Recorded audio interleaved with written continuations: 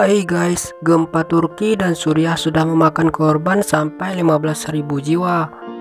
Gempa bumi dengan kekuatan mencapai magnitudo 7,8 itu merupakan yang paling mematikan di abad ini. Gempa bumi yang melanda Turki dekat perbatasan Suriah itu terjadi Senin pagi 6 Februari 2023.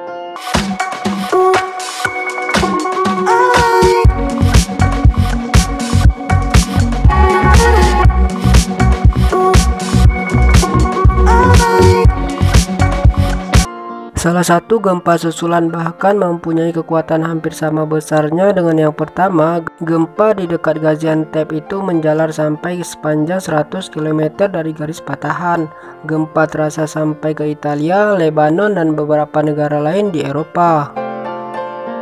Dari gempa bumi paling mematikan pada tahun tertentu, hanya 2 dalam 10 tahun terakhir yang memiliki kekuatan yang sama, dan 4 dalam 10 tahun terakhir, kata Profesor Joanna Fowrie Walker, Kepala Institute of Mitigasi Bencana, University College London.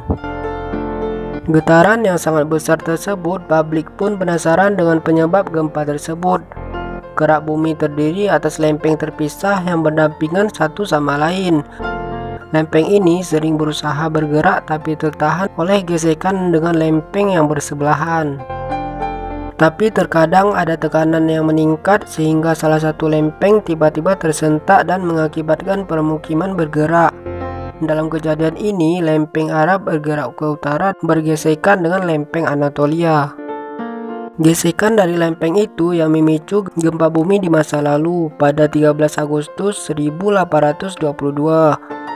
Pergerakan lempeng itu memicu gempa berkekuatan magnitudo 7,4 yang masih jauh lebih kecil ketimbang gempa berkekuatan 7,8 pada Senin lalu. Gempa bumi berkekuatan 7,8 skala Richter yang mengguncang sebagian besar Turki dan Suriah pada Senin pagi 6 Februari 2023. Meski begitu, gempa bumi yang terjadi di abad ke-19 itu menyebabkan kerusakan besar terutama di kota-kota wilayah tersebut.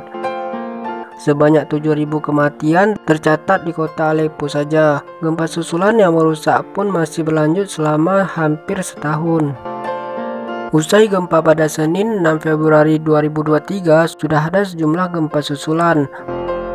Para ahli memperkirakan trennya akan sama dengan gempa bumi besar yang sebelumnya pernah terjadi di wilayah tersebut. Nah, itulah tadi pembahasan kita tentang gempa yang terjadi di Turki. Semoga mereka diberi ketabahan dan kesabaran atas kejadian yang menimpa mereka. Menurut kalian gimana? Ada saran lain penyebab gempa di Turki dan Suriah? Komen di bawah ya. Tonton video kami lainnya dan sampai jumpa.